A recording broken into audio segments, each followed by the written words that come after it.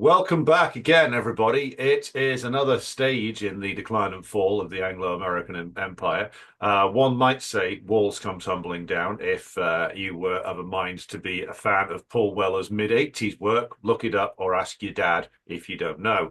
Um, the reference, of course, comes to walls of many kinds. Back in the Cold War, we were told that putting up a wall in Berlin was the most horrible and oppressive thing one can possibly do. But the walls put up by Anglo-American imperialism are, of course, numerous. I'm not just referring to, of course, Donald Trump's wall. One could be referring to the immigration policy of so-called Fortress Europe. We could be thinking about the stop the boats nonsense that every British politician engages in, whilst, of course, engaging in the very policies that cause the people in the boats to set sail in the first place. Walls have actually defined the era of what's been referred to as globalization, but I think more accurately could be called the Anglo-American 30-year-long rampage across the world, which is mercifully drawing to a close in what can only be described as a blaze of corruption. So Kit Clownberg coming to us again from Tito's war bunker in an undisclosed location in Serbia. How are you viewing things this week? Well, I mean, it's been despite the Easter lull, I think it's been a week of quite some of upheaval, some loud, some quiet. Mm. But yeah, I mean, we are witnessing the decline and fall of Anglo American imperialism in real time, and it's quite spectacular. Mm. Really, and I think a lot of illusions are being shattered, and a lot of long-standing assumptions are being understood by the people possessed of them to be fantastical and dangerous. Mm. And watching the comprador elites of the Western world struggle to get to grips with the fact that they have effectively made their own signed their own death warrants Mm. politically, ideologically, financially, and otherwise is very very amusing to watch. Although there is always the worry of what they might try and do to try to reverse the irreversible. Well, yes, exactly. Now, there is no more mad collection of Anglo-American employees, shall we say, than those the collection of foaming at the mouth psychotics that run the Israeli regime. And the past week or so has seen evidence of this further spiraling down into madness and decay, which October the 7th kicked off, but which continues uninterruptedly. And viewers can see there that what we're talking about, which is, of course, Israel and the Israeli regime, is still talking about a limited attack on Iran's nuclear facilities. Now, given that apparently Trump has seemingly now backed off from this, and my guess would be for the reasons that we discussed last week when we were talking and on previous shows when we've talked about Kit, the limitations of American options when it comes to actually attacking Iran. Given that Iran, with the assistance of North Korea, built these gigantic military facilities deep underground in the Iranian mountain ranges, where you can only penetrate it with some kind of like very powerful nuclear weapon, which the Israelis themselves probably don't have access to. The US probably does, but can't do this without basically destroying the entire global economy and themselves at the same time.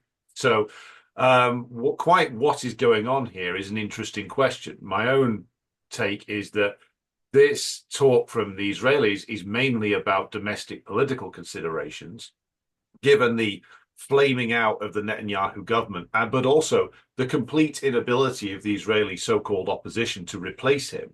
You have this sort of spiraling, violent swirl of madness going on inside the Israeli regime, including like keeping talking up the idea of an attack on Iran, knowing they can't do it themselves, trying to get the US to do it for them, but the US, even the most wild military commanders in the US, know that they probably can't. But what's your analysis of the spiraling of Zionism? Well, I mean, yeah, I think yes, there are a lot of factors at play here, and I think that one of the One key factor here is the fact that yes, that Israel is collapsing. It is collapsing under the weight of its own contradictions, which is to say, it is a settler colonial state that has managed to create a situation in which most of the settlers want to run away. Mm. Like its economy is in the toilet. There is mass brain drain. There have been some extraordinary stories about how the trauma of carrying out a 21st century Holocaust has led to a massive surge in the need for psychiatric assistance by militants within the Zionist occupation forces. This has put such a strain on mental health professionals in the country that they've just left. Mm. Rather than deal with the caseload. But there's also the fact as well is I think that the as we have discussed, at some length, Netanyahu, for due to his own insane ideological purposes, but also because he is facing multiple charges of corruption and high crimes and misdemeanors in while in office. He wants to have a legacy of being the Israeli leader who created Greater Israel. And he has actually, on several occasions while testifying at his trial, has used in his defense against claims of embezzlement and graft and bribery, stated, oh, well, I destroyed the Syrian government. As if this is somehow like it gets him off the hook for committing very serious crimes, which would get you locked up. Well, one might think in most parts of the world. The problem that they have though is, as we've discussed, the Israeli military is a shell of its former self. There has been some hilarious footage of IOF soldiers engaged in direct combat with Hamas, where they're falling all over the place, getting shot, running away. It's like which is why they rely heavily on saturation bombing from the air, because their ground forces are a joke. And are Mm. being in every skirmish, whether it's with Hezbollah in South Lebanon, whether it's with Hamas, or indeed in their attempted strikes on Iran, have all been epic failures of the most embarrassing kind. And so while Israel is encroaching into the Golan Heights, and we've just had the leaders of HTS say that they're willing to sign the Abraham Accords and recognize Israel as a state, which Assad was, of course, steadfastly opposed to, and it was one of the reasons that it was decided to get rid of him. While there is expansion, there's nothing really backing it, and I think that it's been the case for a very long time that the way that if you can even call it a strategy, the means by which Israel is trying and the government and Netanyahu are trying to hang on is by any means necessary getting the US involved directly in the conflict. And I think that we covered this on the last Decline and Fall, that there was a leak to the New York Times of I believe it was in March that Israel was it Yeah. was plotting to strike Iran, and there were several members of Trump's government who said, absolutely not, this is completely insane, don't do it. And Mm. the leak was quite clearly intended to rein in the monster that they've helped create in Tel Aviv. Now, Mm. that leak has been described by the Jerusalem Post as one of the most dangerous in Israel's history. And yet they are apparently still considering a quote unquote limited attack on Iran. Now, whether that's just posturing or whether that's truly indicative of their intentions, the fact of the matter is this: if they are hoping that the US cavalry comes to the rescue, and we'll get onto the subject of the US cavalry or lack thereof in Europe in due course. The fact of the matter it's rather forgotten now, but in October 2024, Iran carried out an attack on Israel, which was absolutely devastating. They completely overwhelmed the supposedly impregnable Iron Dome. They took out entire airfields. They struck military and intelligence targets with pinpoint precision. In the process, the Islamic Republic threw down a very clear gauntlet to the US and Israel, who had spent most of the prior year engaging in brazen provocations of Iran, but B, boasting about how they would be able to repel any future Iranian counterattack. So not only was that proven to not be true, but they also had no response to this absolutely devastating strike, apart from to try and downplay it and ignore it. Now, we discussed in the last Decline and Fall. I mentioned a report from the Jewish Institute for National Security of America, which is this very, very influential Zionist lobby group, which is responsible for integrating Israeli and US police, security, intelligence, and military structures, and is a ardent advocate of this, to the point of suggesting that the US creates a string of bases in Israel itself, which I think would, that would probably be the end of Israel, and it would be seen as a absolutely massive escalation by all concerned. Now, in September 2024, they released this report called Overcoming the Tyranny of Geography, and it was authored by Frank McKenzie, who was the general who oversaw the retreat from Afghanistan. Now, on the screen now, we have a map of American bases in West Asia. Now, as I mentioned on last week's broadcast, one of the kind of ironic boomerangs of history is that the current US basing structure in West Asia is a relic, to a large extent, from when Iran was basically a British and American colony under the Shah. So all of these bases are very close to Iran, to a large extent, to protect Iran from potential attacks from neighboring countries. Now, herein lies the rub, right?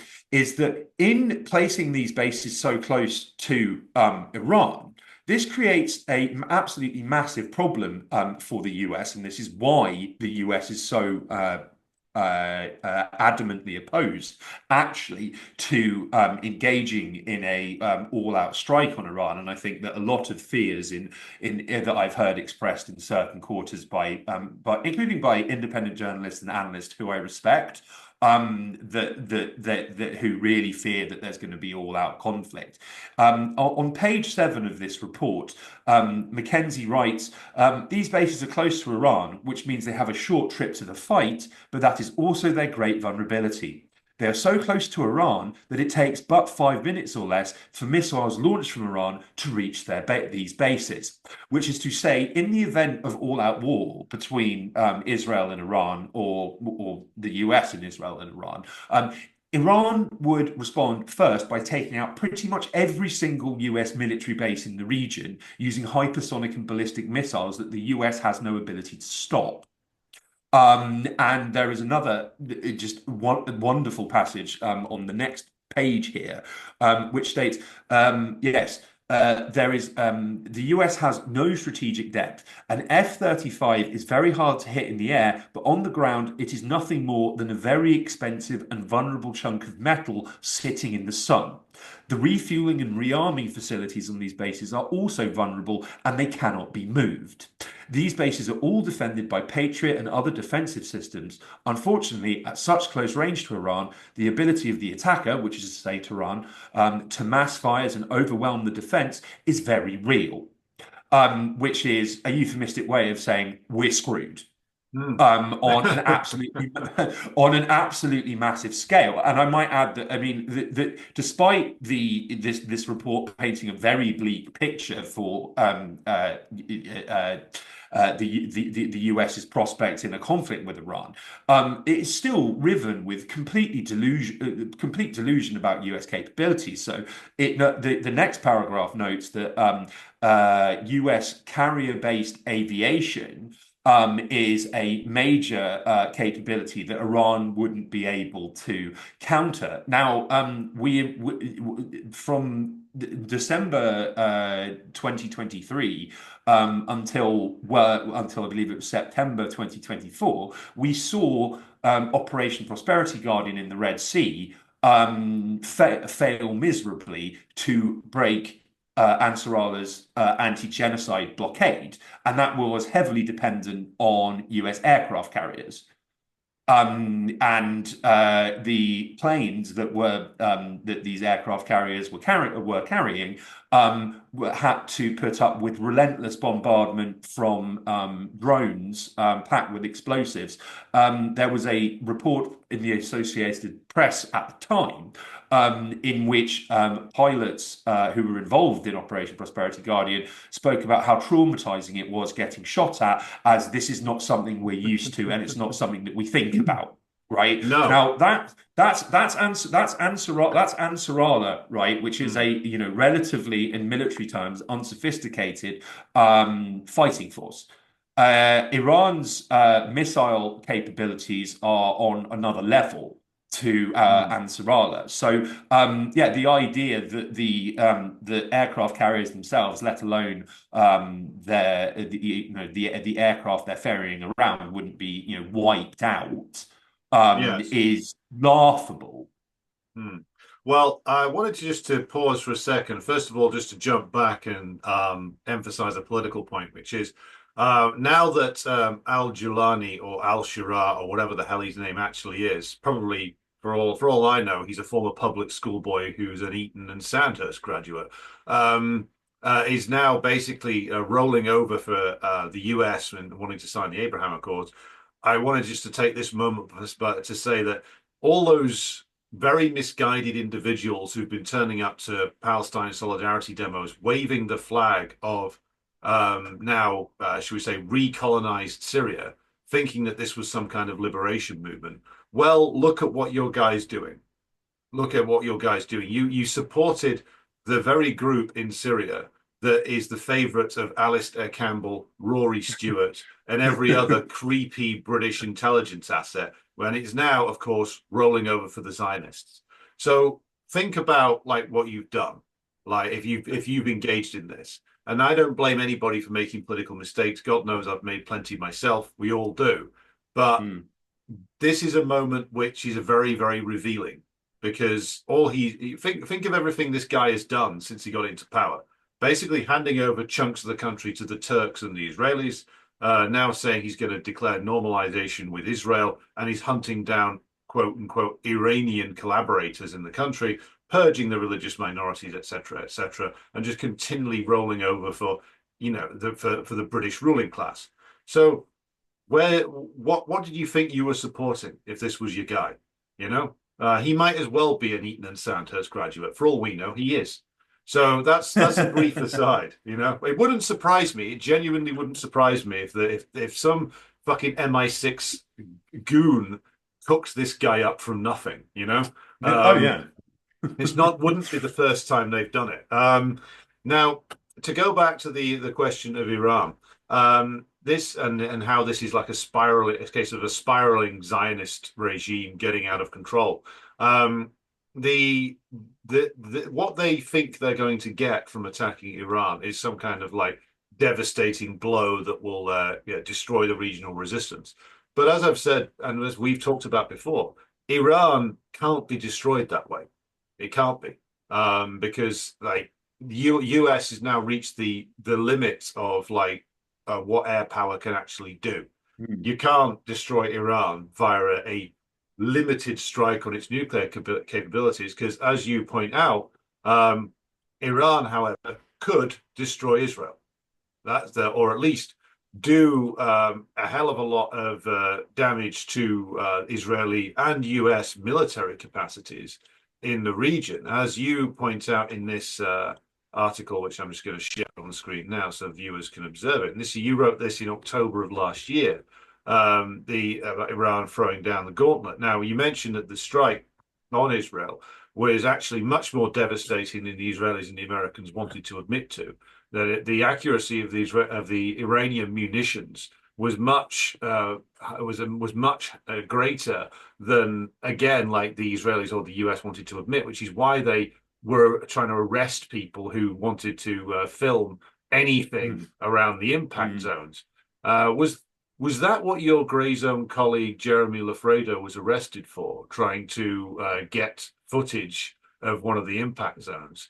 And the reason why they're doing that is because they're very well aware of what the Iranians did to them in terms of pinpoint accuracy strikes, and they're also both in Israel and in Ukraine.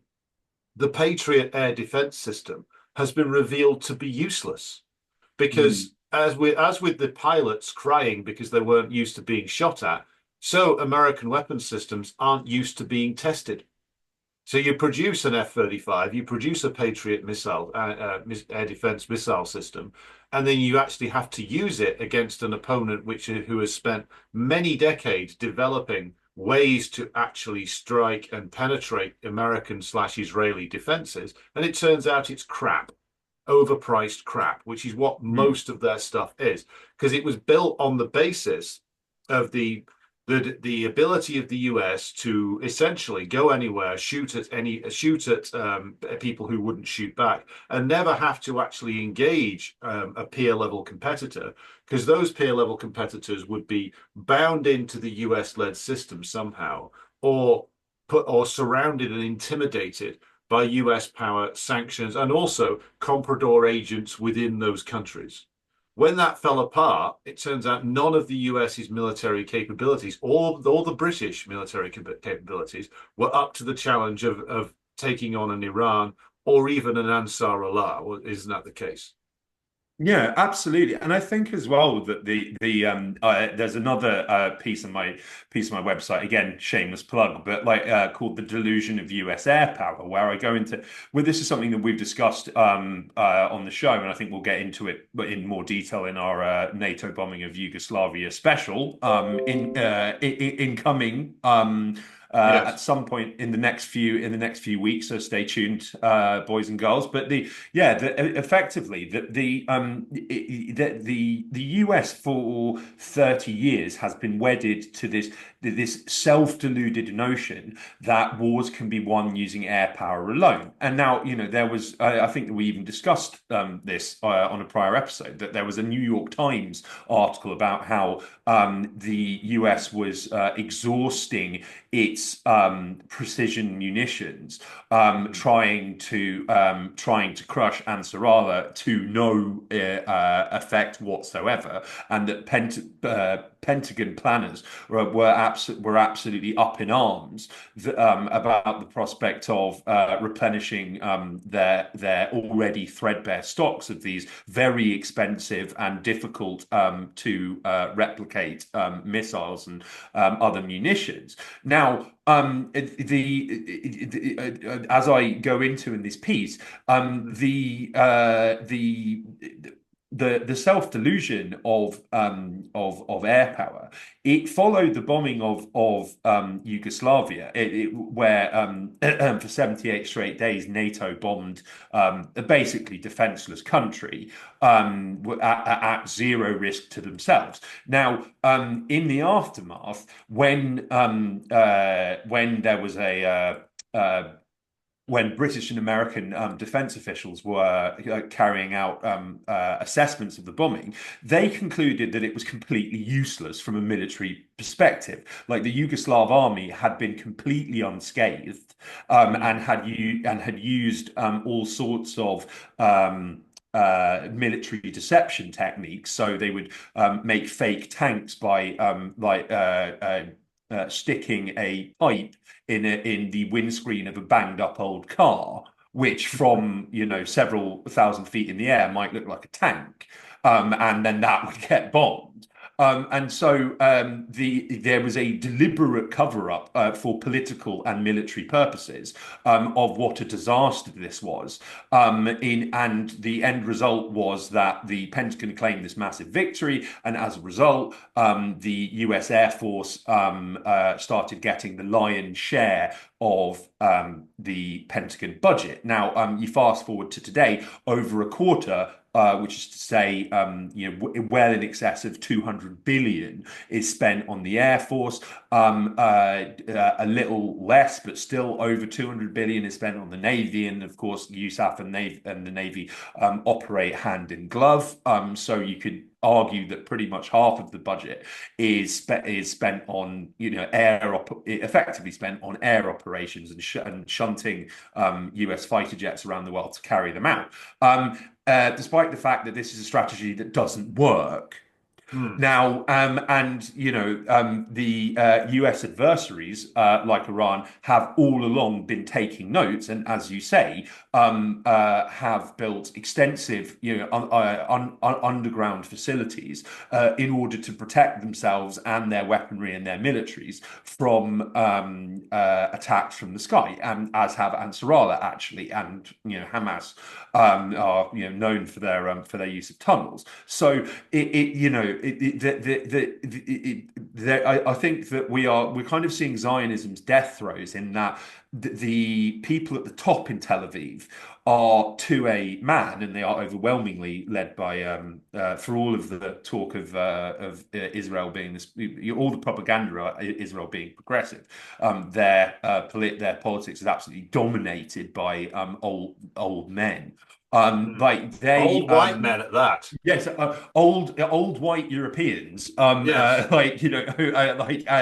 and 'twas ever thus, Hmm. for the very first Israeli cabinet was entirely comprised of European Jews, with Hmm. zero connection to the Middle East, or Palestine. The point is yeah, that like they are apps they have checkmated themselves and painted themselves into corners. The only way that they can endure is by yet more war and the US coming to the rescue. They don't have the ability to fight more wars because all of the easy targets have been taken out already or reduced to kind of comprador status, like Hmm. Egypt. And the US knows, for all of its delusions and idiocy and hubris, the US knows that it can't come to the rescue either. So it's not going to. Hmm. So I think that that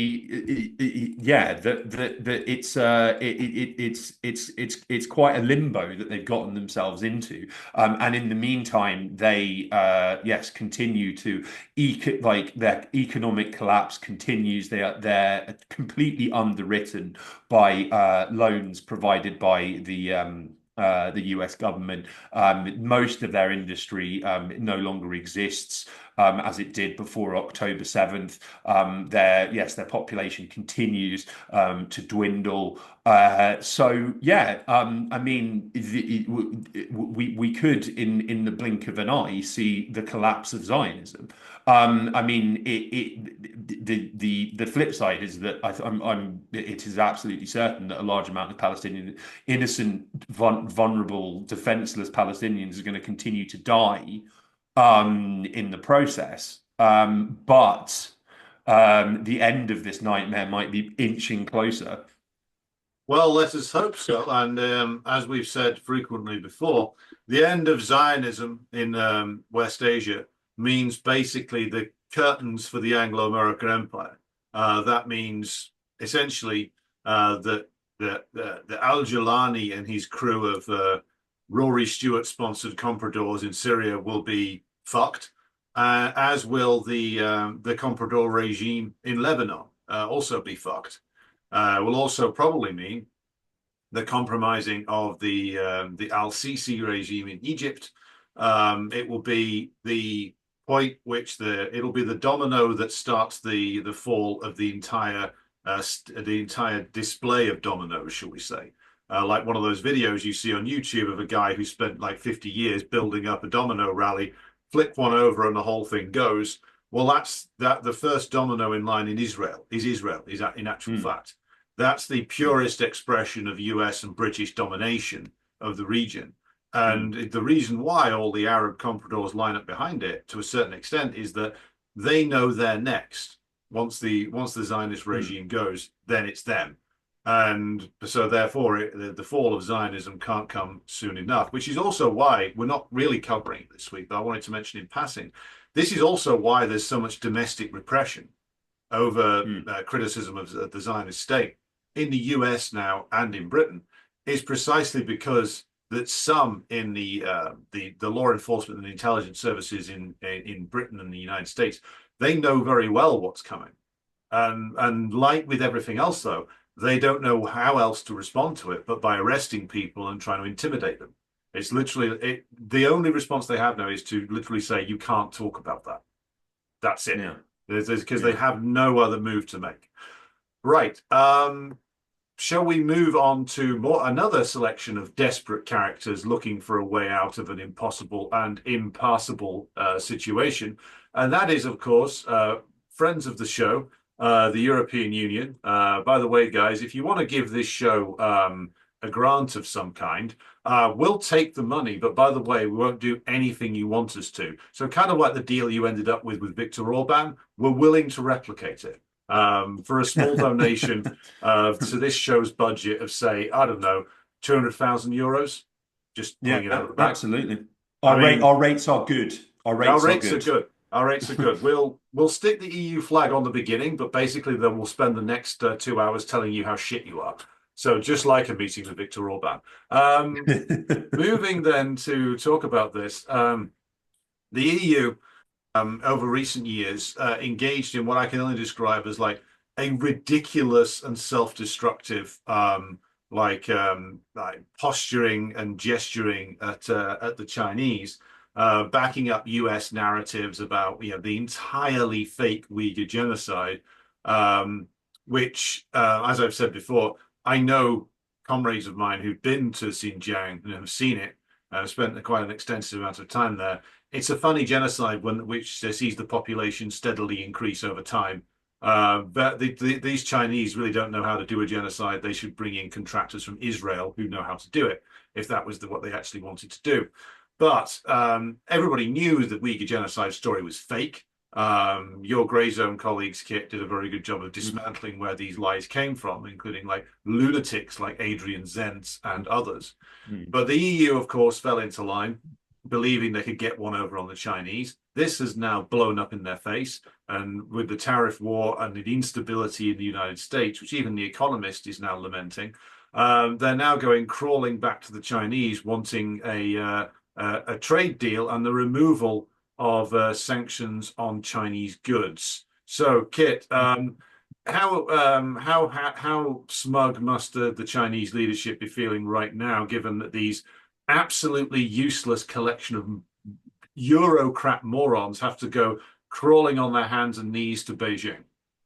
Almost as smug as I feel that we called exactly this in our discussions about in our when we did our special on the tariffs, and we have discussed it since. That the entire, call it a farrago around tariffs, a very obvious upshot of this very kind of not only deranged but also self-harming and clearly not very well thought through strategy to try and penalize the Chinese based on the false assumption that China is holding the world to ransom with trade when it isn't. I've seen on a pretty much daily basis the Trump administration seems to be reverse ferreting on this, lowering tariffs on Chinese goods and China by the day. An obvious upshot of tariffing the entire world was that Europe was going to look to China. The Europeans have for many years, by moving in lockstep with their American masters, have cut themselves off voluntarily from trade with the world's biggest economy, and in the process, they have cut themselves off from the best technology in the world, the best infrastructure in the world, for no gain whatsoever, apart from a pat on the head from the US, which has now been seemingly rescinded. Now, I might add as well that this story in the that you have on screen now, it is the subtitle. It has always been the European Parliament's intention to have sanctions lifted and resume relations with China, a spokesperson says. Could have fooled me, because it wasn't long ago that Kaya Kallas, that complete Nazi spawn, who is the EU's defense chief, God help us all, was saying, if we can't defeat Russia, then how can we defeat China? As if this was a question on anyone's mind apart from her own. So like it's been like, as I've we've just been talking about how quickly these things can turn around. We have had years and years and years of pretty rabid anti-Chinese rhetoric emanating from European capitals. There was I remember that Olaf Scholz, the now former and completely forgotten Chancellor of Germany, was talking a big game about imposing tariffs on Chinese goods and making it more difficult for China to buy European goods, as if Beijing would give a shit about like and it was quite remarkable. And then now actually, they've decided to drop all of these sanctions. Now, those sanctions were imposed, yes, as a result of this ludicrous false Xinjiang genocide narrative, which was cooked up by the National Endowment for Democracy and Radio Free Asia and complete lunatics like the racist, anti-Semite Christian fundamentalist Adrian Zenz. The one of the upshots of those sanctions was it torpedoed a EU-China investment agreement. Like the timing was almost instantaneously. The second that this was signed, and I believe it was in December 2020, a very detailed and mutually beneficial foreign investment agreement was reached between Brussels and Beijing. It could have had enormous positive benefits for Europe and Europeans, and then in a blink it got torpedoed in service of fluffing the US and presenting this united international community front on the alleged persecution of Uyghurs for no reason apart from the fact they were Uyghurs, and so like this has by torpedo. It would be difficult to quantify, particularly for a layperson like myself. But this is basically 4.5 years down the line. There were all sorts of agreements that were signed in pretty much every major economic sector, but also areas like manufacturing, research and development, healthcare, compute like maritime agreements. It was a the world would look very, very, very different now if this had gone ahead. And now, in the meantime, not only has the Europe managed to massively alienate China, and also, I mean, as we've discussed on prior shows, I think that they are viewed in Beijing as simple vassals of the US, so they're not trusted by Chinese leaders. I mean, at all.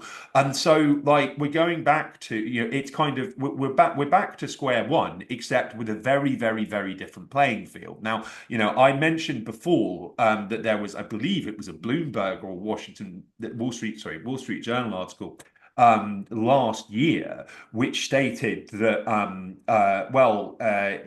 the Western political and business elites are waiting for things to quote unquote return to normal. And the Russians and the Chinese know that the world that existed prior to February 2022 is never coming back, and have crossed the Rubicon and are acting accordingly. And I think that it's only now that that European comprador elites are kind of getting to grips with this, Yes.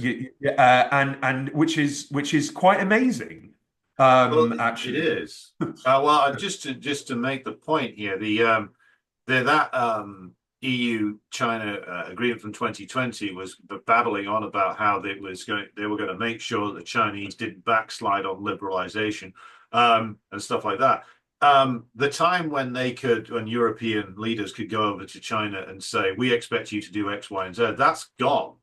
Mm, Like, and to be honest, it never really the time when they could make those demands and have the Chinese at least indulge them rhetorically, that's gone. mm, That was like the 90s, where the Chinese leadership looked very, very different to what it does now, and the world looked like a very different place.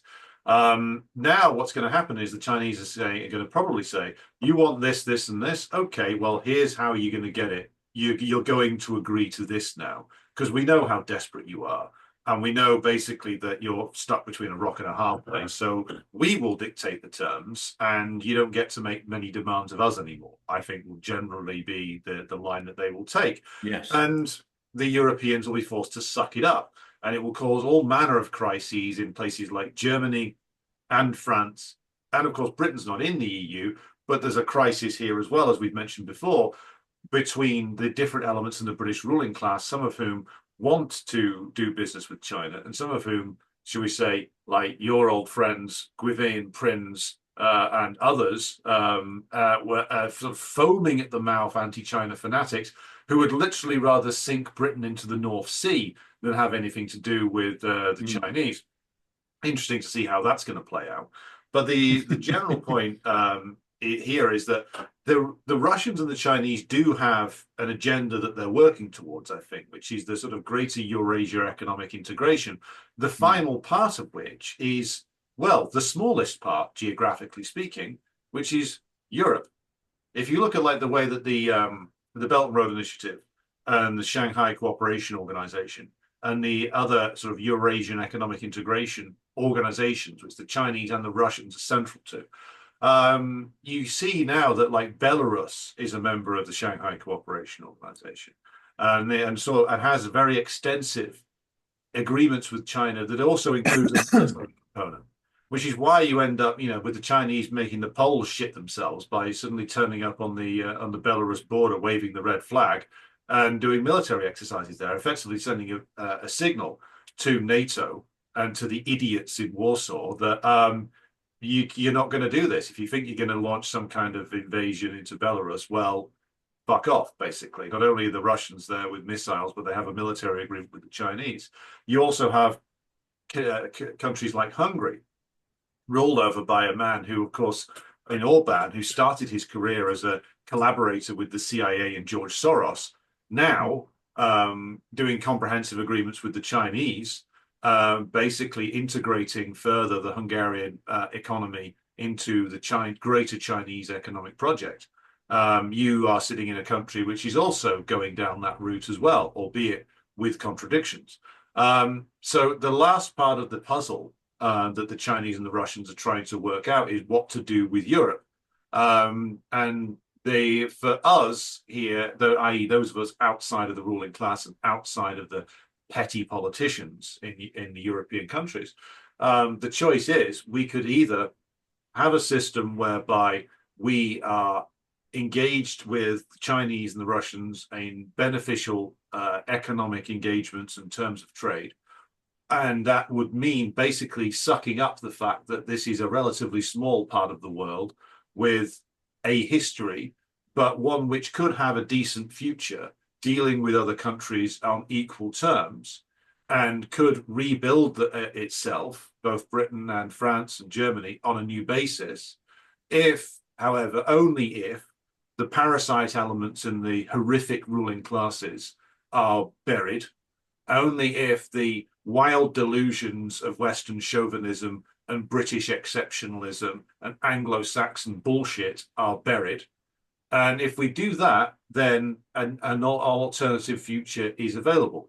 If, however, Gwydion Prince, Chris Donnelly, and others in the British establishment get their way, then this island of ours will sink into the North Sea, metaphorically speaking, and be ruled over by some kind of squalid, petty racialist regime, which would literally rather see us go back to, I don't know, some form of like backwards city-state nonsense where London is ruled in some sort of horrible version of like Children of Men, and the rest of the country goes to rack and ruin. As long as like it'll literally be like Children of Men meets that, you know, that new Fallout London game. That's the future that will be in store. And so this is a choice that people in Britain, people in the rest of Europe are going to be forced to reckon with. Stay with the delusions of the last 70 years or move on. And that question is going to be posed really urgently when the economy slides down the fucking toilet, which it's doing at the moment. Did you have any thoughts on any of that, Kit? Well, yeah. I mean, I just think that I mean, that there's so. I mean, we talked about the death of many assumptions at the very, or I mean, or at least I did at the very start of the show.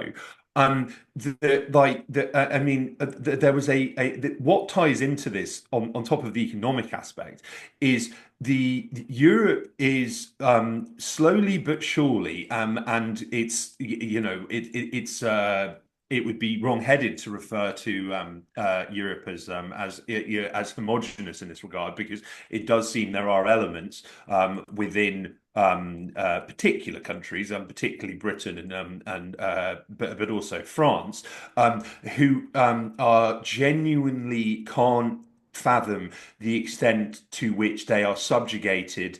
They are wedged under the heel of US imperialism. And now I've written, this is something I've written about extensively for many, many, many years. Europe has assumed that not only would they stand to disproportionately benefit from being signed up to the US to US economic hegemony, but also US military hegemony as well. Now, what you have up on screen here is a Politico article, which it starts off by sketching this nightmarish future scenario of Russia going to war with Europe, and starting off by striking Poland and Lithuania and smashing east from Kaliningrad and Belarus, and hammering NATO defenses and blah blah blah blah blah, and armies in Germany and France and Britain mobilizing, but there is one stark absence. Leaders and soldiers alike look westward to the ocean, hoping for the warships that have always come to Europe's rescue over the past century, but the sea only offers silence. The Americans aren't coming. I didn't And it's like, realize this Politico had Jeffrey Archer on the staff, you oh know? yeah, yes, yeah. No, I mean, it's just like, I mean, who wrote it? It is absolutely extraordinary, and it reminds me of when, funnily enough, in the following the Maidan coup, the Daily Mail published a variety of kind of dystopian, nightmarish, kind of sub 50 Shades of Grey fantasy fiction of an of a Russian invasion of Britain, and the hammer and sickle being displayed in Whitehall and all this other rubbish. But anyway, the point is that it states quite overtly. European military planners never envisioned a NATO without the United States, and for decades, Europe's military logistics have been built on the assumption of American support. Much of the continent's transport infrastructure has been shaped by the expectation that US reinforcements would arrive from across the Atlantic, and it goes on to list a wide variety of examples of this. But also as well, this is a lengthy piece and as difficult as kind of turgid as it is in certain places. I would urge people to read this in full because it actually spells out in really forensic detail how utterly defenseless Europe is. And this is, as I say, a direct upshot of just assuming that the Americans would always come to the rescue. And there is a section here which states that Europe's dependence on the US extends beyond logistics. Europe also relies on US intelligence, cyber defenses, and hybrid threat detection. A researcher at a Brussels-based defense think tank states, if the US pulls back, real-time intelligence and satellite surveillance will be first to suffer. Without US cybersecurity capabilities, the continent's infrastructure would become an easy target for cyber attacks, sabotage, and disinformation. Even with increased investment, Europe would struggle to replace these capabilities. Even assuming Europe could procure its own assets, moving troops, tanks, and fuel across the continent would be a challenge. And it talks about how, I mean, this is it takes on a comic character where they're listing all of this. If you put a Patriot launcher on a rail car, is it going to fit through every tunnel? If they're in a convoy, can they get under every bridge safely? Can the bridges in Eastern and Southern Europe hold the weight of a 70 to 75 ton tank? The answer usually is no. So, I mean, again, Europe's rail network is not designed for large-scale, rapid military movements. Weak bridges, sharp curves, narrow tunnels, and poorly placed signs make it difficult to move heavy armor quickly by rail, and roads aren't much better. And it just goes on and on and on. And it's just like, this was an absolutely inevitable upshot of signing up of European countries prostrating themselves to US hegemony. And it's like I again, in another shameless plug, wrote a piece for my website a few months back called NATO is Dead. And it was it is a bitter irony that European countries which were all in on assisting the the creation and sustenance of a unipolar world, it's now backfiring on them absolutely spectacularly because they don't have as again we've discussed ad infinitum, they don't have the industrial bases to produce weapons or ammunition or military vehicles on any scale. They don't have armies worth to speak of for the most part, apart from like France and Turkey. There's no country in Europe that has a remotely serious military anymore. Britain has what would you call them? Kind of prestige armaments like what's the nuclear weapon system called? Trident. They have all of these like very, very expensive flashy toys which are completely useless and again are kind of hostages to American goodwill. There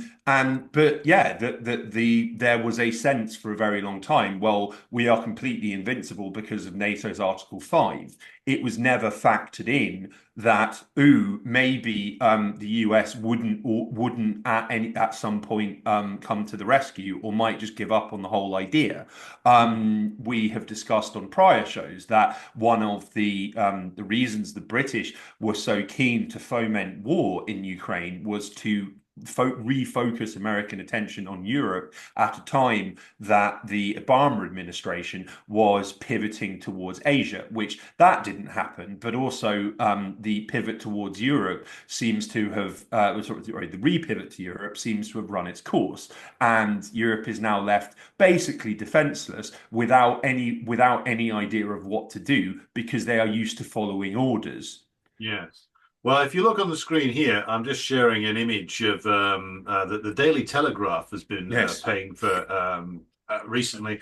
They have paid for a billboard campaign, which, by the way, is still not cheap to do this. So somebody has decided that this is a good advertising strategy and also good propaganda, given that the role of the Daily Telegraph is to essentially print whatever the most wild reactionaries in the British state machine want to put out there. So it reads as follows. I'll read this for the benefit of our podcast listeners. Ever heard of Riga, Tallinn, or Vilnius? If we abandon Kyiv, you will. Basically saying exactly what you've just been saying, Kit, this sort of paranoid fantasy that they're playing into. But I would argue it's probably more sinister than that. The Russians are coming, they're coming for the Baltic states. And as Dmitry Medvedev has said correctly, why would they want the Baltic states? What is there that the Russians could possibly desire these days? The whole reason why the Baltic states joined the USSR back in the day was because the workers and peasants of the Baltic states rose up and overthrew the ancestors of those the compradors that currently run those states. The restoration of comprador rule in Latvia, Lithuania, and Estonia has been devastating to these countries. If the Russians want these countries to die, all they need to do is wait a few years. That's basically it. These places will die out on their own. I would say that the ravings of the British security and military establishment about Riga, Tallinn, and Vilnius is not about a realistic expectation that the Russians are going to invade them. It's a realistic expectation that the British military and security establishment will stage provocations involving those countries in the hope of embroiling the Russians in another war. And if the Baltic states get steamrolled and wiped out, the British will say, "Oh well, they're bloody good show, chaps. Poland next," Yeah. and that will be it. So this is not a realistic expectation that the Russians are just going to roll into these countries, because why the fuck would they bother? It is that it's telling everybody that there are those in the British state with their collaborators, the comprador collaborators in the Baltic states, who want to stage some new provocation, knowing that the Ukrainian crisis is slowly coming to a close, and thinking they can drum up some new war, basically. Hmm. That's my interpretation of it, but what do you think? Well, yeah, absolutely. I mean, and as we discussed on I believe it was last on our last edition. Yes. Like the Baltic states have since the end of World War II have been a key kind of staging ground for like anti-Russian provocations and meddling by the US and Britain, particularly Britain. The Forrest brothers, who have been heroized and immortalized in NATO propaganda, who are comprised of individuals directly complicit in the Holocaust, and basically fought. They engaged in anti-Soviet wrecking operations in the spirit of Operation Gladio, or Special Operations Executive. That is the purpose of the Baltics, is to poke the bear. And they are. I mean, it's interesting that the Telegraph says, well, if you haven't heard of them, you will soon. The Telegraph has been, amongst other elements of the British media, has been puffing up the Baltic states as these plucky little democracies under threat of Russian aggression for a very long time. What doesn't crop up in the media is the Baltic government's systematic persecution, and oppression of their Russophone populations. which Yes. they, even the EU has said that they are the most oppressed minority within the EU itself, because they, after the collapse of the Soviet Union, with the exception of Lithuania, the Baltic states deprived Russophone citizens of citizenship. So Yes. they can't have passports, they can't work in most fields, they can't vote.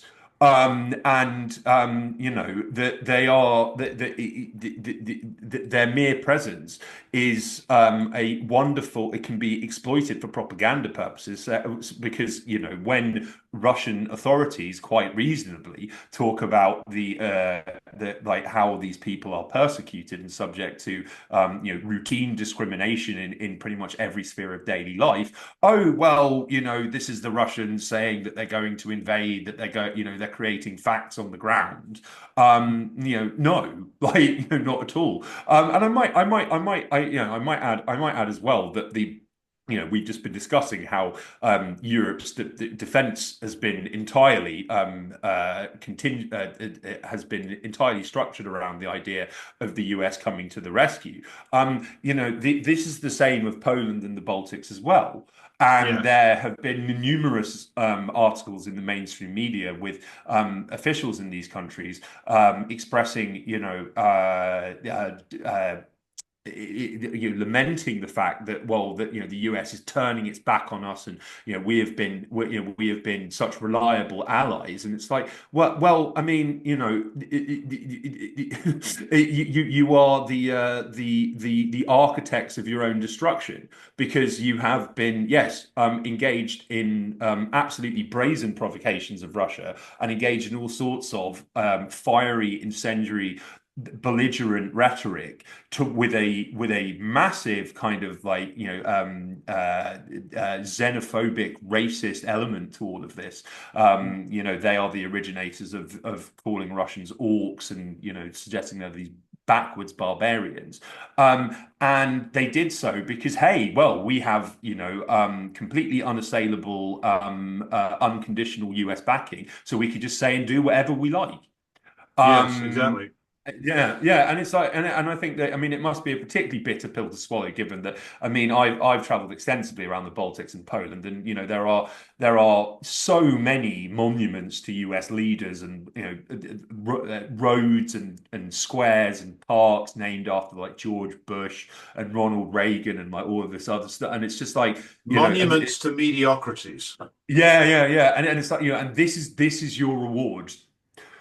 Yeah, you know basically, you are the only reward you're going to get. I mean, at best, is that basically they managed to provoke a war. The Russians destroy the Baltic states in like 24 hours, and everybody else just goes, okay, that's it. yeah. Because even the Poles won't go to war to defend the Baltic states. I don't think the Polish population, I don't think, will be keen on it at all, and the Polish leadership is in a much more precarious position than it appears. So this is like mad shit that the some in the British state are planning. But then again, it's not exactly a surprise, because how these people view themselves, as we have talked about ad nauseum, but I think it's endlessly worth repeating, is that the stories that the ruling class and their immediate sort of political, military, intelligence servants tell themselves about themselves in Britain has never been, the gap between the material reality and the fantasies has never been bigger. It is insane how crazy these people are, how far gone they are, and that sort of mix of like paranoia and fantasies, and like wild imaginations of like permanent supremacy, and it's typified by their own cultural output. And I think in the future it'd probably be worth us, if we could stomach it, sitting through some of this cultural output, because like it would make an amusing future episode to see how mad these people are, and like how their version of history is less realistic than a Marvel movie these days. But this is where this kind of thinking leads you to.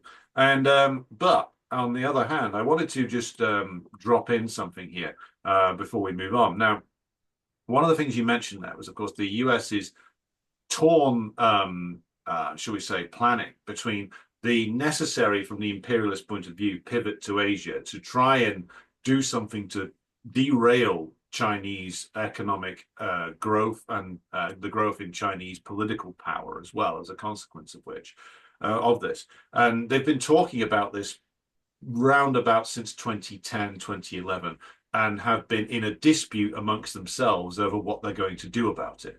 Some of them, like Eldridge Colby, who's now an assistant to the Secretary of Defense, the notorious drunkard philanderer Pete Hegseth. So it's Eldridge Colby's the real Secretary of Defense, I would say, given that Hegseth probably can't find the on switch on his fucking on his iPad most of the time. But Colby is somebody who wants basically to stage a war with the Chinese. Albeit one that seems to basically turn either Taiwan or the Philippines into another version of Ukraine and have them do the dirty work, and the US provides the naval and air support. That seems to be the plan they're working on. They've got a problem, though, which is that a gigantic chunk of their own military and intelligence establishment, under the influence of the British, perpetually wants to lean back into this war against the Russians in Europe, which leads them to be rather split on the subject. But Chinese aren't being idle on this, and in a rather funny article in The Economist, they make big play of the fact that the Chinese are continuing purging their military and state hierarchy. And this is a recent article in The Economist that I wanted to quote from. Quote reads as follows. At that Politburo meeting, Mr. Xi Jinping, of course, the Chinese president and general secretary of the Communist Party of China, other domestic obsession may be visible, a never-ending purge of the armed forces. One of the Politburo's members has not been seen in public since early March. He is General He Weidong, one of two vice chairmen of the Central Military Commission and number 3 in the military hierarchy. He was absent from a tree planting activity in Beijing in early April, attended by Mr. Xi and other CMC members. Just goes to show you the quality of the Economist's information, that they're having to try and monitor like publicly advertised Chinese events to try and guess what's going on there. State television did not show him at a conference on diplomacy on April 8th and 9th. If General He has been purged, he will be the highest ranking uniformed member of the Central Military Commission to be dismissed since 1967. That would show Mr. Xi's military purges are not over. Li Shangfu, then the defense minister, was targeted in 2023. Miao Hua, the admiral responsible for enforcing loyalty to Mr. Xi within the PLA, was placed under investigation in 2024. In March, a senior member of the Military Commission's anti-graft unit, Lieutenant General Tang Yong, lost his job as an advisor to the national legislature. Such shake-ups are not a sideshow. The PLA is a core component of the Communist Party itself, and purges may have weakened its combat effectiveness, according to American military intelligence. Now, I would say that the Economist's understanding of this is poor, to say the least. What's actually going on, and has been going on since Xi Jinping became the general secretary of the party all the way back in 2013, is that he has instituted, he and his immediate comrades have instituted an ongoing purge of the party, the state, and the military, with the specific purpose of targeting US and British intelligence assets as the first thing to do, and those who would be likely at risk from foreign manipulation. So those who are corrupt, those who have got like embarrassing personal scandals, those who have had their hands in the till, those are the people who've been purged relentlessly for over 10 years now. And it's an ongoing purge. It's dressed up in like this sort of governance style language of anti-corruption activity. But what it is a continual purge of the party and the state, which is absolutely the right thing to do if you're in the position of the Chinese, because you want to eliminate all of these agents of Britain and the United States that they've installed there in a more corrupt era that came before it. What they're actually doing is not weakening themselves, they're readying themselves for whatever it is that the Americans and or the British might try and do to them. And so their combat capability, I would say, would improve vastly, because what they're doing is they're getting rid of the elements who could be manipulated by the US, which is the reason why The Economist is actually, you know, running these stories, and why you see American intelligence moaning about this, because their own assets or potential assets are all gone. So you can't do internal subversion against a country if they've wiped out your intelligence networks, which the Chinese have very effectively done. So pivot to Asia might not even be on the cards, because without Mm. intelligence assets inside the hierarchy of the Chinese state, you can't really hope to do a lot of internal subversion against them. So again, not game over, but game very nearly over, I would say. Yeah. Well, it's like, I mean, I think that there is a, I think it was 4 years ago now, there was a very, very funny article, I believe it was in the Wall Street Journal, where it was talking about how it was quoting a number of nameless CIA officials complaining about their inability to get intelligence out of China because of intensive surveillance, CCTV, etc., meaning it was difficult for the CIA to meet or assets in public, but also due to heavy restrictions and laws around corruption and graft by public officials, which can get you lengthy prison sentences, if not the death penalty in China for taking bribes, etc. And it was like the CIA was saying, well, this isn't fair because it means that we can't get any intelligence out of China. And like this follow and this follows years in which the surveillance in China, which is intended to preserve public order and prevent serious crimes from happening and to assist in their in their investigation and prosecution of perpetrators, has been talked up as a sign of China's evil, all-pervasive repression. And it's like, no, that the basis of these stories is the CIA is just really bitter that they aren't able to get their claws into the country's government as they are in so many other places, so, and I also as well, I mean, you mentioned that they are the Economist is rather pathetically reduced to media reporting to try and piece together stories. The Economist, I believe it was in February, although I might be wrong on that. They published a lengthy article complaining about how they're not getting any news out of China due to US aid cuts, because all of their quote unquote news about China was coming from US funded organizations, Hmm. which are no longer getting any money. So Classic. so therefore all of their information sources on China have dried up, which is quite amusing. But on the subject of things drying up Hmm. and repression, the and people and elites complaining about not being able to get their way in the manner they're used to. We've spoken on more than one occasion on Decline and Fall about how Orban has been a significant wrecker for EU plans on Ukraine, and there has been intermittent talk of removing Hungary's voting rights in the European Parliament to prevent them blocking aid to Ukraine or other measures that they want to push forward. Now, there is this article that you have on screen. It just struck me as it was. I think it again speaks to the fact that there is enduring delusion about European power, or at least a total lack of consideration for consequences of actions by quote unquote European powers. Is this article kind of it deals with the feasibility and means by which Hungary's voting rights and influence within the EU can be neutralized. And it talks about, this could be done in a certain way, although Slovakia could block this. It was kind of just listing all of these methods without any consideration of the fact that removing Hungary's voting rights would probably be the end of the EU overnight, Hmm. right? Like Yes. and how doing so would undermine all of the principles we are relentlessly told the EU exemplifies, when it obviously doesn't. But I mean, that like it just there zero consideration in this rather lengthy 1,000+ word article about, what would happen if we actually did this. Mm. And I think that, yeah, that it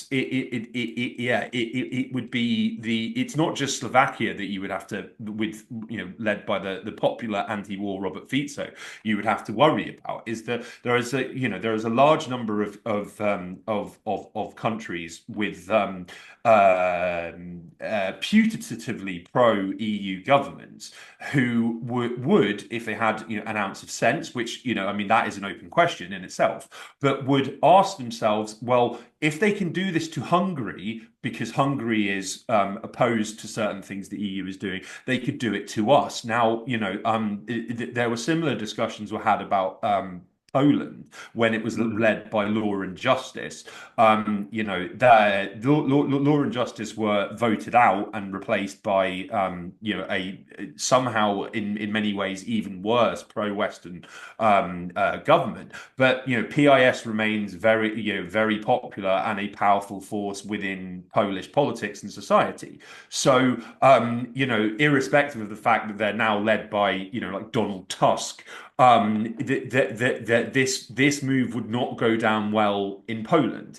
It Mm. wouldn't go down well in EU candidate countries. It wouldn't go down well in a number of Eastern European countries, which again putatively pro-EU, but have populations who are increasingly questioning the entire EU project. And I mean, if you look at Greece, I think that, I mean, public support for the EU is just it continues to crater, Mm. but on a pretty much weekly basis. So this would, yeah, this I think this, yeah, this is something that would just collapse the entire project outright. And to what end? Oh, keeping the proxy war going for a few more weeks. Yeah. And I think that, as you mentioned, the only the response of we've, and this is something that we have spoken about before, bears repeating. We have reached the point in so many spheres, whether it's like public solidarity with Palestine. I see that, like, there was a report suggesting that 50% of Generation Z Americans support Hamas, which is quite quite amazing. And their only response is crackdown, censorship, prosecution, new laws to Mm. criminalize dissent, banning political parties. Now, in on the latter point, in Germany, we see in recent polls have shown that the AfD, Alternative for Deutschland, is ahead of the government. Several polls put them ahead of the CDU, which is now has not yet taken power, but has, as we've discussed, pulled off a number of anti-democratic connivances in order to try and build up the country's military, despite mass public opposition to greater quote-unquote defense spending. Now, the leads of the AfD are quite tiny. They Mm. are like 1 or 2 percentage points, but that's on a national level. Now, if we look at a state level, AfD are have like kind of majority leads particularly in the east of the country. Now, in 2026 there are going to be state level elections in Germany, and I think that there are at least two, Saxon-Anhalt and Mecklenburg von Pommern, which look like they could have AfD minister presidents, which that's basically state governor.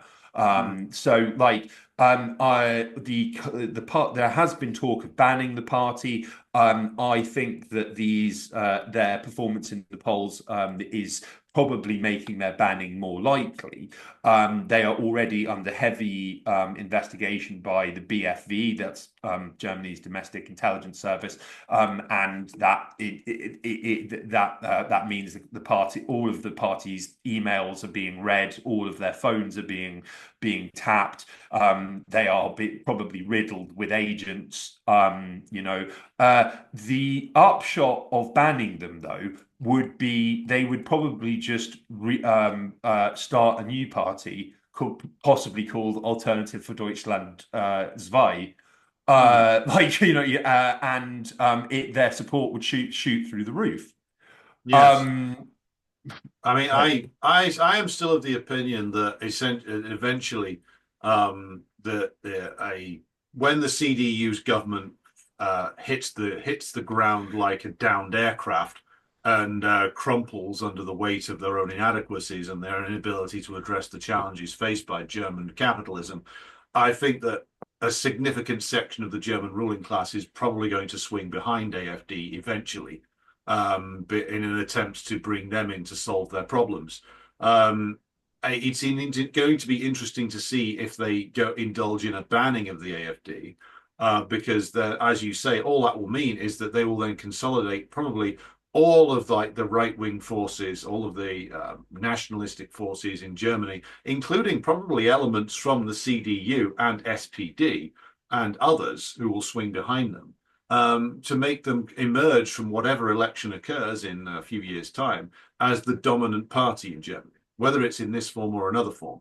So the banning of them will be utterly futile. If and also I would say that those leftists in Germany, and I'm thinking particularly of that collection of like unutterable stinking morons in Die Linke or possibly state assets in Die Linke, who were, I think, heavily promoted in the last election by the German state itself to make sure that the BSW, Bundesrat Wagenknecht, didn't get into the German parliament. The supporting the banning of the AfD by leftists is an act of complete and utter futility, and one that will only come back to bite anybody who's serious on the arse, because when the reconstituted or reinvigorated AfD does get into government, which I think they will eventually, they'll probably ban the leftist organizations, or a number of them, and no one will defend them. So this is like completely ridiculous stuff. But eventually, with the Germany, I think on its current trajectory, will end up with the AfD in the chancellorship, because look what's happening here. Everything else is falling to pieces. The SPD is falling to pieces. The Greens will remain exactly what they are now, which is a sort of rump around like the smuggest, most petty bourgeois elements in Germany. The CDU will collapse when it is revealed that Friedrich Merz is as unable to tackle the challenges of Germany as Olaf Scholz is, and the AfD will be the big winners on if things remain as they are at the moment. So this is an act of total futility, which is only going to speed up the collapse of the existing German parties, just as trying to sanction Orban out of existence is only going to speed up the demise of the EU. And I would recommend that viewers and listeners go away and take a look at like the extensive agreements that exist between Hungary and China, because they are incredibly extensive. And this is a way in which those nations on the periphery of the EU, like Hungary, like Slovakia, and immediately outside of the EU, such as Serbia, can now not only survive potentially outside of the EU, but potentially do much better than they are now. So the EU garden turns out to have been like a Star Trek holodeck episode. It didn't exist. You know, when the machine is switched off, you're just stood there in your jumpsuit, looking at a barren wasteland, essentially, which is what the EU is going to turn into pretty soon. But Kit, I wanted just to pause here, because do you want to do breaking news? yes, yes, Yes, I think we do. should, because there's a story that just emerged.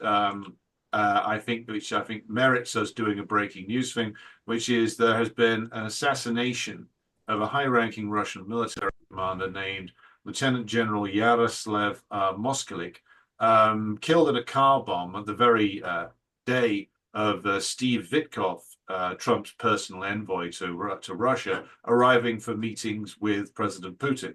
Now, again, this is a report in the Guardian that we're looking at here. But given the general theme of our show, I think it's relevant to comment on this. Now, given that the kind of things that we know that the Ukrainians' intelligence services have been doing, they are the most likely suspects in this attack. In fact, it's pretty much nailed on that this is them.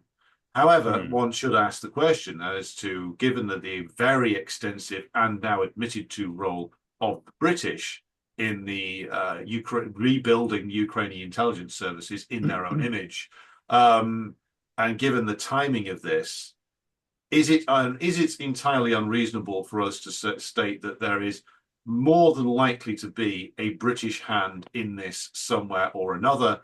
And this is exactly the sort of thing that our friends in the, shall we say, the British intelligence establishment would love to do. In fact, you can almost hear them celebrating down in some club in London when this was pulled off, believing that, of course, maybe with some justification, if they keep doing stuff like this, it will make any agreement with the Russians utterly impossible, because domestic political pressure on the Russian government will make it impossible to sign an agreement that doesn't achieve Russian maximalist aims. But your response to the breaking news, Kit? Well, I mean, the second that I saw this headline, I was like, okay, well, that was the British, because I mean, it's such as the pace at which events move these days. It may be forgotten, but in late 2022 and early 2023, I reported on leaked documents related to the operations of a company called Anomaly 6. Anomaly 6 is a private spying firm which provides technology that allows for the monitoring of people's movements via their smartphones. Now, among the leaked documents I reported on, there were several which showed that the company claimed to be able to track the movement of Russian intelligence officials, Russian military officials, and right down to their quote unquote bed down locations, which is to say where they sleep, their homes.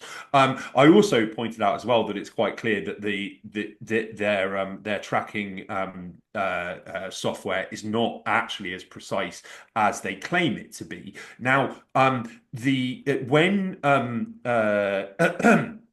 August 2022, when Daria Dugina, the daughter of Russian philosopher Alexander Dugin, was killed in a car bomb.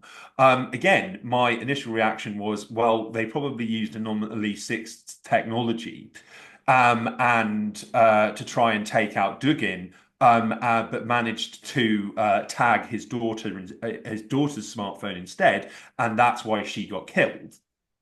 And it is one of the key takeouts. I mean, whether this is true or not, is questionable. But like the New York Times in its expose of US support for the proxy war in Ukraine, it explicitly stated that the red line that the US would never break in terms of giving the Ukrainians targeting information. They were willing to give them pretty much everything, apart from targeting on Russian officials.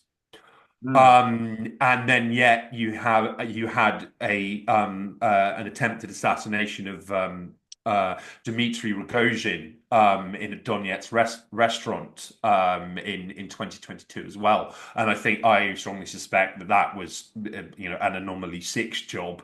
As it were. This Anomaly 6's technology is supplied to the Ukrainians, and I might add that the Ukrainian SBU in discussions with British intelligence, which I've reported on, they were particularly interested in using this to track the movements of the country's pro-Russian contingent, which is actually very sizable, particularly in places like Odessa. Yeah, I mean, we discussed last week about what it gives every appearance of an attempt by the Ukrainian intelligence and security services to recruit an American citizen, a 17-year-old known as Nikita Kasab, to take out Trump with a drone in order, Mm. and his Nikita Kasab's Ukrainian contacts on Telegram explicitly stated the purpose is to blame Russia. So, I mean, this actually feeds quite neatly into our next section. It is very, very, very clear that the US has basically washed its hands of the Mm. conflict and is wanting to get out of this as soon as possible. And so, in the spirit of things like the attack on Kerch Bridge, which was a British operation, again, and was explicitly designed to try and provoke Russia into escalation, therefore keep the US invested in this. This could be like a last ditch effort, a desperate flailing bid by London, not to be left in left standing there with their dicks in their hands. I don't think, right, Russia has been extremely cautious in terms of responding to provocations like this. I don't think that they're going to be drawn into anything, and I think that the US is past the point of caring. I don't think it will have the desired result. Mm. No, I don't think it will. I think that it's certainly not going to cause like the US to recommit on a more on an even bigger basis to Ukraine. I think the only thing that the British can actually hope for by doing things like this is that the Ukrainian regime continues to refuse to sign any deal.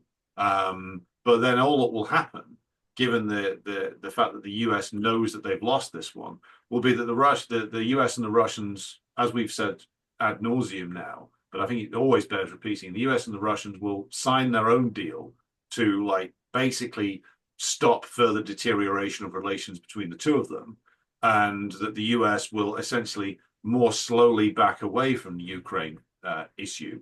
The dumping it all on Britain and Europe will make a lot of noise, not deliver anything, and Ukraine will collapse anyway, basically.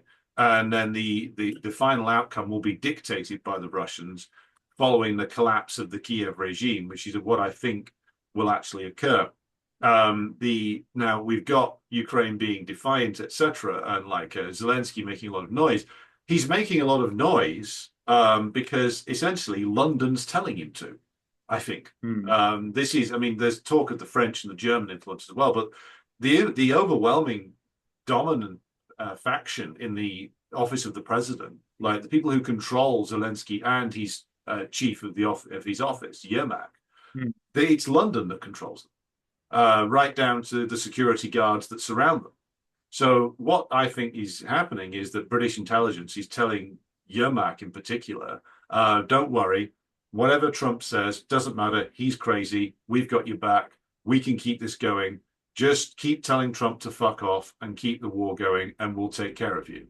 And I think that that is exactly what is going on, which is reason why Zelensky keeps basically telling Trump to go fuck off.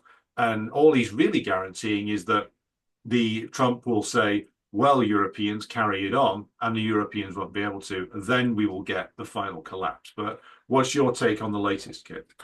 Yeah, well, I mean, this is the I mean, yeah, we've been saying this for a while, but I mean, yeah, it does bear repeating that I think that the for a variety of reasons, probably not least because they don't want the extent of their involvement in this to come out. Like the British are just absolutely determined to one way or another keep this going, right? Mm. Like, and but they are reduced to commando raids and skullduggery like this, Mm. in order to do so. I mean, I included in the show notes, comments by Trump where it's like it's so clear that he's just completely had it with Zelensky, particularly his position on Crimea. I mean, that entire position in itself seems just like explicitly concerned with trying to keep this going. Because look, Crimea has been Russian territory. I mean, well, historically, it was Russian territory until the 1950s when Khrushchev, a Ukrainian, gave it to the Ukrainian SSSR as it was at the time. It is populated overwhelmingly by people who identify as Russian, want to be part of Russia, and do not want to be part of Ukraine. You know, the idea that Ukraine is ever going to be able to regain this territory is completely laughable. And I might add as well that, you know, as we've discussed on the show and as I've reported on extensively, regaining Crimea seems to be again a British obsession. And I think that ties in with Britain having fantasies of setting up Black Sea bases, of being it had a large number of energy deals struck with the government of Viktor Yanukovych in 2013 that you know they cling on to being fulfilled, even though it's in territory that's now part of Russia. You know,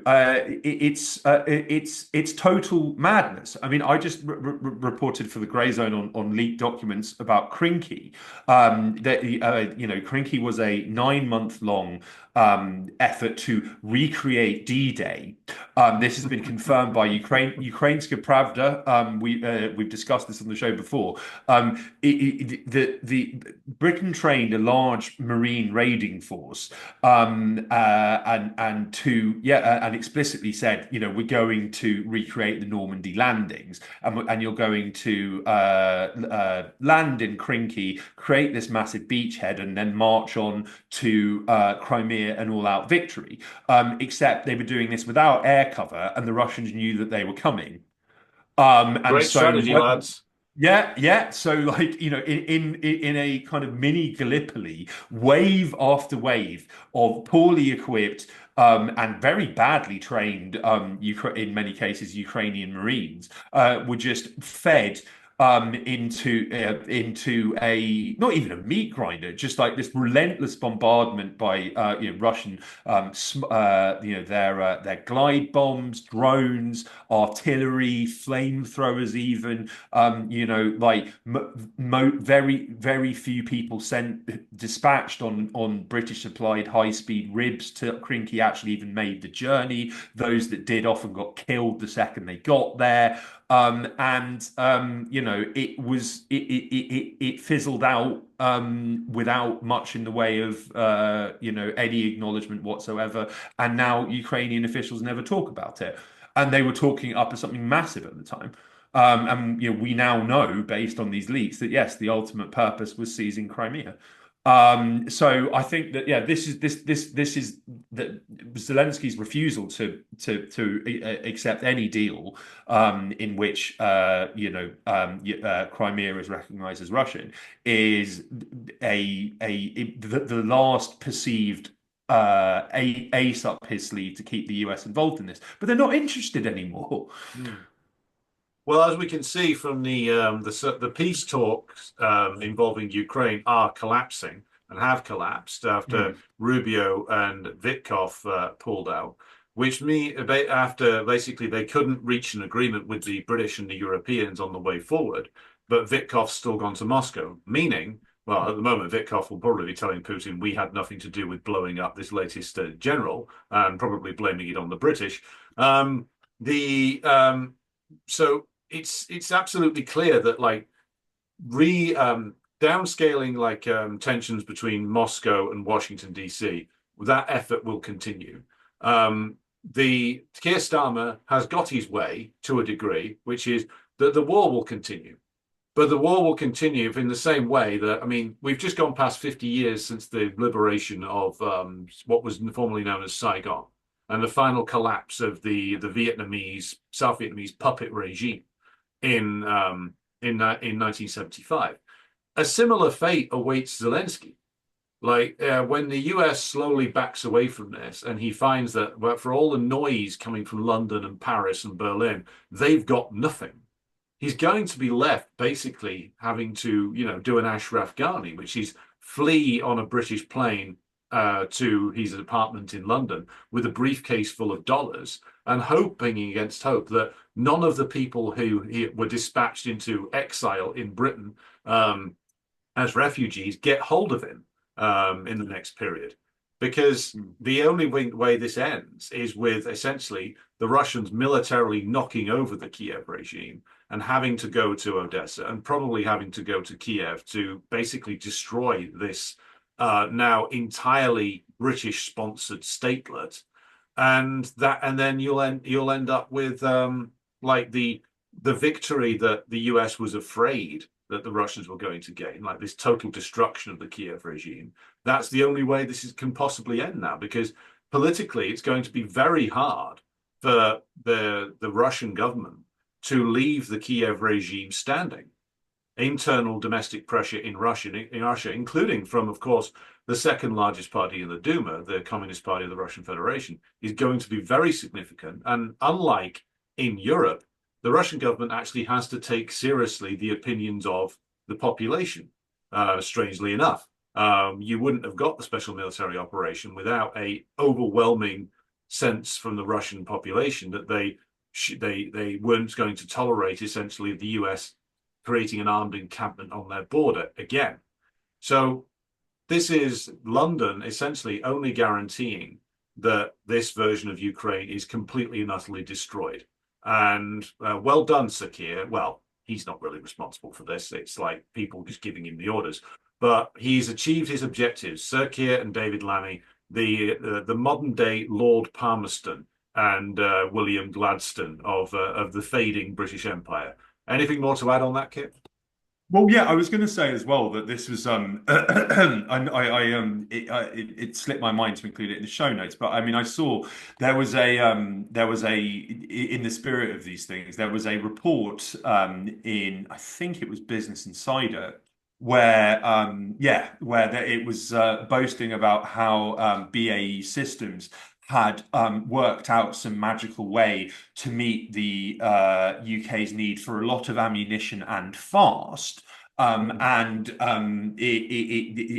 went into some detail about, yes, this is this innovative new mechanism which actually can, yes, in the spirit of David Blaine, create from nowhere all of these artillery shells and other forms of ammunition, which Britain hitherto has been completely unable to do. And then buried in the article, it states, well, these shells and ammunition, once they'll only be ready for export at the earliest in 2026. Which is to say, they'll only, prospectively be in a position to provide Ukraine with with these shells and ammunition at a point when Ukraine is unlikely to exist as a state. I do think that yes, that we're seeing a large number of intensifying Russian strikes all over Ukraine. I think that they're slowly relaxing restrictions on what can be hit and indeed potential collateral damage. You've got to bear in mind that at the start of this, Pentagon chiefs were purportedly baffled at how gentle Russia was being and how they were seemingly very, very carefully leaving alone core infrastructure. I think that it's just gotten to the point now where it's like, right, well, we have this delusional, completely British-controlled government in Kiev, which is not willing to back down, is not willing to see sense, is not willing to even accept that it's lost, which happened, a long time ago. It's time to go in for the kill now, really. Because there was that Russian defense pundit many years ago who said this Anglo-Saxon breed understands nothing but force, and I think that message is now finally starting to resonate in the Russian MOD and indeed the Kremlin, because it is quite clear that any attempt at diplomacy, like Kissinger said of Mikhail Saakashvili, that he was a poker player who, approached the poker tables as if he was winning without realizing he didn't have any cards. Hmm. And the same is true in Kiev. I mean, I'm sure that Zelensky believes, oh well, I've got this 100-year deal with London. This is so meaningful.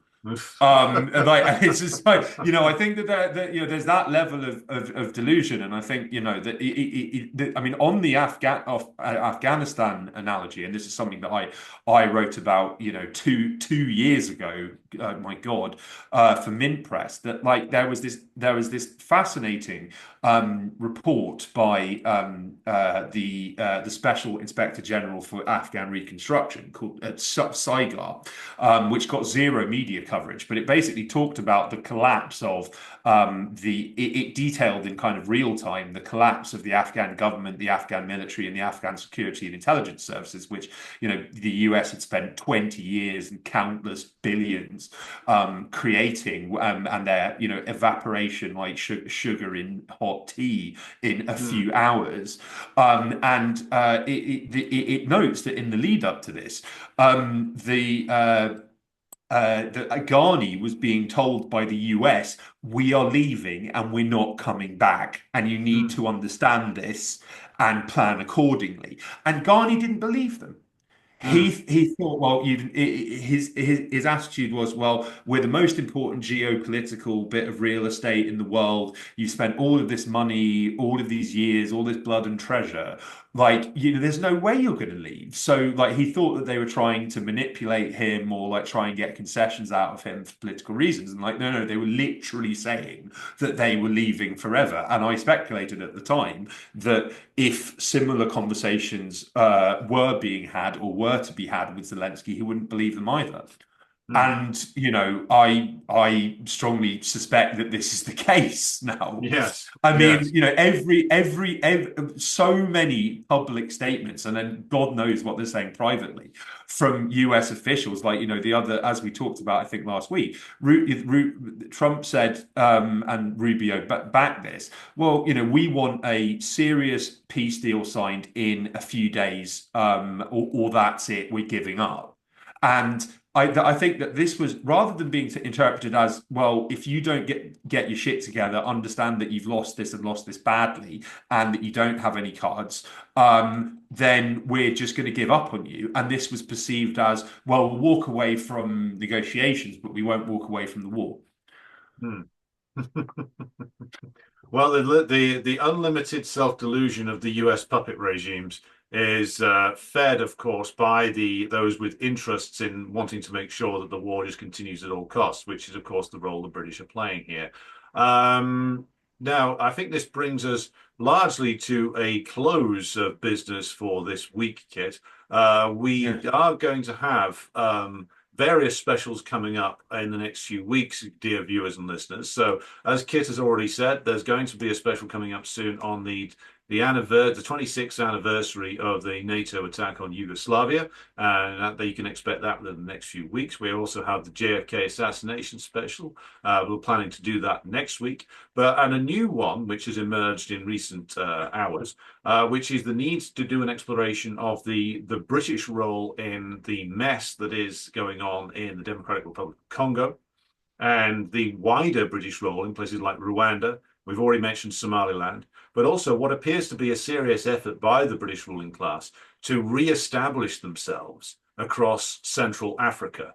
So you have the Somaliland puppet state, you have a comprador regime run by Paul Kagame in Rwanda, which is very heavily tied to British interests. You have various British operations going on inside the DRC. So that merits a special all in and of itself. So you can expect to see that in the next few weeks as well. So thank you to everybody who supports this program and has signed up to receive our details coming to you from our Substack page. Continue to subscribe there. But be sure to subscribe to this YouTube channel and also be sure to subscribe to our new TikTok, Instagram, and Twitter accounts. More content coming on there very soon. But until next week, from an undisclosed location in Scotland, bid you farewell. And Kit, do you want to say goodbye to the good people for this week? Yeah, absolutely. Thanks so much for joining us, guys. No, we are humbled and greatly encouraged by how many of you are joining us week in, week out. And yeah, we've got some exciting projects in the pipeline. We're hoping to get some great expert guests on at some stage, and we will be doing some dedicated specials on topics of interest to all those who wish to understand Anglo-American imperialism more, and also its slow and long overdue death. Mm. See you next week, boys and girls. Take care.